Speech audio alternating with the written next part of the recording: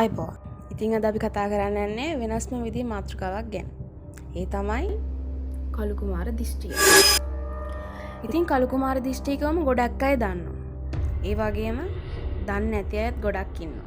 ඒ වගේම ගොඩක් අය කියන දෙයක් තමයි කළු කුමාර දිෂ්ටිය කියන්නේ මිත්‍යාවක් කියලා. ඒත් අපේ මුතුන් මෙත්තන් මේව ගොඩක් විශ්වාස කරලා තියෙනවා. ඒ ඉස්සර වගේම අදටත් අපි ඒ චාරිත්‍ර පිළිපදිනවා. ගැහැණු ළමයි වැඩිවියට පත් වුණාම මුලින්ම කරන්නේ එයාව තනි නොකර ඉන්න එක. ඉතින් ඇයි එහෙම ඒගොල්ලන්ව තනි නොකර ඉන්නේ? මොකද කළු කුමාර දිෂ්ටි එනවා කියලා විශ්වාසයක් අදටත් තියෙන නිසා. ඉතින් ඕගොල්ලෝ අලුත්ම සින්දුවක් රිලීස් වෙලා තිනවා. ඒක බලන්න ඇති. කාංචන අනුරාධී සජිත ඇන්තනී ගායනා කරන මනමාල කතා කියන සින්දුව. ඒ සින්දුවේ ඔයගොල්ලන්ට කළු කුමාර දිෂ්ටිය ගැන වෙනස්ම විග්‍රහයක් කරලා තියෙනවා. කළු කුමාර දිෂ්ටිය කියලා කියන්නේ කළු කුමාරයේ ගැහැණු ළමයින්ට, ගැබිණි කාන්තාවන්ට, දරුවන්ින් ළමයින්ට කරන බලපෑමක්. මේ කළු කුමාර දිෂ්ටිය තියෙනවා කියලා ඒගොල්ලෝ පිළිගන්නේ මෙන්න මේ ලක්ෂණ කීපයක් තිබ්බම තමයි. ඒ ලක්ෂණ තමයි සමහර වෙලාවට එකපාරට මහරෑට නිින්දෙන් ඇහැරෙනවා. ඇහැරිලා ඒගොල්ලෝ කෑ ගහලා තියෙනවා. හුස්ම හිර වෙලා තියෙනවා. එකපාරට රෑ නිින්දෙන් අවදි වෙන්න අමාරු වෙලා තියෙනවා. ඉතින් විද්‍යාවේදීත් ඒවට නම් තියෙනවා. විද්‍යාවේදීත් මෙහෙම වෙනවා. නිින්දෙන් එකපාරට අවදි වෙනවා. ඒවට නම් තියෙනවා. එයාලගේ ශරීරය බර අඩු වෙලා තියෙනවා. ගොඩක් දුර්වල වෙලා තියෙනවා. කෑම කන්න හිතෙන්නේ නැති වෙලා තියෙනවා. ඒ වගේම තනි වෙන්න කැමති ඒගොල්ලෝ ගොඩක් පවුලෙන් ගොඩක් ඈත් වෙනවා. ඒ වගේ ගොඩක් ලක්ෂණ ඇවිල්ලා තියෙනවා. ඒ වගේම තෙල් කෑම කන්න හිතෙනවා. ඔසප් චක්‍රය ප්‍රමාද වෙනවා.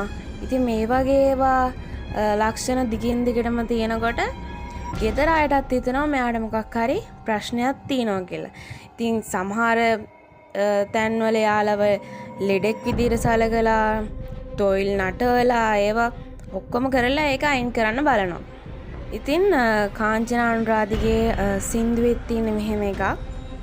ඒකෙදී කියන්නේ තමන්ගේ හිතමයි කියලා තමයි කියන්නේ කළු කුමාර දිෂ්ටිය කියන්නේ. ඒකෙදී අපිට බලා ගන්න පුළුවන් පළවෙනි කොටසෙන්ම ඇඳක් උඩ ඇය ඉන්නවා. ඇයගේ යට කළු කුමාර දිෂ්ටිය තියෙනවා. ඒ කොටස බලා ගන්න පුළුවන්. ඒකිනුත් පෙන්눔 කරනවා ඒ තමන්ගේ හිතමයි කියලා. තව සීන් එකක පෙන්නනවා වලල්ල. කළු කුමාරයා දාන් ඉන්නේ කෙල්ල දාන් ඉන්න වලල්ලමයි කියලාත් පෙන්නනවා. ඒකේ මිනිස්සු එයා දිහා බලන්නේ කොහොමද? එයා දිහා මිනිස්සු ලෙඩෙක් විදියට බලනවා. අර නිකම් අප්පිරිය සහගත විදියට බලනවා.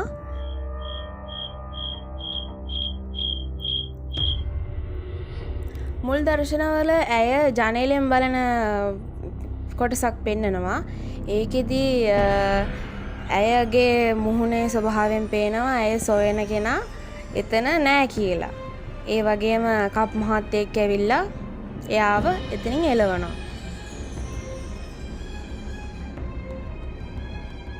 ඊට පස්සේ තැනක පෙන්නනවා කළු කුමාරයා ඇවිල්ලා වම් ගෙඩියක් උඩ ඉඳගෙන ඉන්න දර්ශනයක්. ඒකෙන් පේනවා ඒ කළු කුමාර කියන ආත්මය හෝ සිතුවිල්ල හෝ ඒ හැඟීම් වලට ඒ දැරිවිව ඇදලා ගන්න හදන උත්සාහය. ඒකේ ගොඩක් මේක විද්‍යාත්මක පැත්ත තමයි විග්‍රහ කරන්නේ. ඒක කියන්නේ කොටහල වුණාම ගෑනු ළමෙක්ට එන හැඟීම් ගැන කියන්නේ. ඉතින් ඒ සින්දුවෙත් අවසානයේ පෙන්නනවා එයාගේ සිතුවිලි එයා විසින්ම අයින් කරගන්න විදිහ. කළු කුමාරයා බෙල්ලෙන් අල්ලලා විසික් කරලා දාලා ඒ හැඟීම එයා පරද්දන විදිහ පෙන්නනවා. ඒත් අන්තිමට එයා ඇවිල්ලා බලද්දි එතන ඉන්නේ එයාමයි කියලා පෙන්නනවා. එයාගේ සිතුවිලි කියලා ඒ සින්දුවෙන් ලස්සනට පෙන්නලා දෙනවා. ඉතින් අපිට මේක සත්‍යයක් නෙමෙයි කියලා අහකට දාන්න පුළුවන්ද? ගොඩක් මිනිස්සුන්ට මේක වෙලා තියෙනවා. ඉස්සර කාලේ හිටපු මිනිස්සුන්ට වගේම අද කාලෙත් මේ දැන් කාලෙත් මිනිස්සුන්ට එක එක විදිහේ අත්දැකීම් වලට මුහුණ දෙන්න වෙනවා මේ හා සම්බන්ධව. අපිට ඉස්සර කාලේ ඉඳන් අපේ වැඩිහිටියෝ දුන්න උපදේශයක් තමයි සවස 6ට දවල් 12ට වගේ ගොම්මන් වෙලාවන් වලදී ඒ වගේම පාන්දර 4 5ට මේ කළු කුමාර දිෂ්ටිය කියන එක එනවා කියලා. ඒ වගේම කියලා තිනවා හවසට කොණ්ඩේ කඩන් ඉන්න එපා. ඒ වගේ උපදේශ ගොඩක් දීලා තිනවා. පුල්ගු ಜಾති කන්න එපා. හවසට පාරවල් වල යන්න එපා කියලා. ඒ දීලා තින්නේ උපදේශ නිකන් නෙමෙයි. ඒවට හේතු තියෙනවා. ඉතින් මේ වගේ දේවල් වලින් තමන්ගේ දියණියන්ව ආරක්ෂා කරගන්න තමයි ගොඩක් අය මේ වගේ උපදෙස් දීලා තියෙන්නේ. ඉතින් ගොඩක් අය අත්දැකීම් මම දැක්කා. ඊට පස්සේ ඒගොල්ලෝ කියලා තියෙන්නේ කළු මිනිස්සෙක් එනවා කියලා. සමහර වෙලාවට කොන්ඩෙක්රේල් මිනිස්සෙක් තමයි ගොඩක් අය දැකලා තියෙන්නේ. සමහර අයට නිදි ගන්න විදිහක් නැහැ කියනවා. ඇඟට බර වෙලා ඉන්නා වගේ දැනෙනවා කියනවා. පපු උඩ ඉන්නා වගේ දැනෙනවා කියනවා. එක එක අත්දැකීම් තියෙනවා. ඒ වගේම සමහර කට්ටියට ගෙදර අයව පෙන්වන්න බෑ. තමන්ගේ පෙම්වතාව පෙන්වන්න බෑ. සැමියා පෙන්වන්න බැරුව යනවා. ඒ වගේ අත්දැකීමුත් මේකට එකතු වෙලා තියෙනවා. ඉතින් මේක බලන ඔයගලන්ටත් යම් කිසි අත්දැකීමක් තියෙනවා නම් කළු කුමාර දිෂ්ටිය සම්බන්ධයෙන් පල්ලෙහා කමෙන්ට් එකක් දාගෙන යන්න. අනිත් අයටත් දැනගන්න. ඉතින් මේ කළු කුමාර දිෂ්ටිය තියෙන කෙනෙක්ට කවදාකවත් ආදර ජීවිතයක් ඉස්සරහට ගෙනන හම්බෙන්නේ නැහැ. මොකද කළු කුමාරයා එනවා කියලා විශ්වාසයක් තියෙනවා.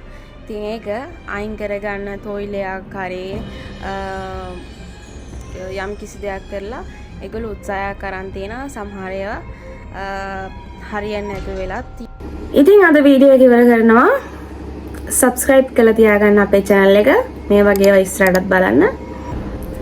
අපි එහෙනම් ගිහින් එන්න.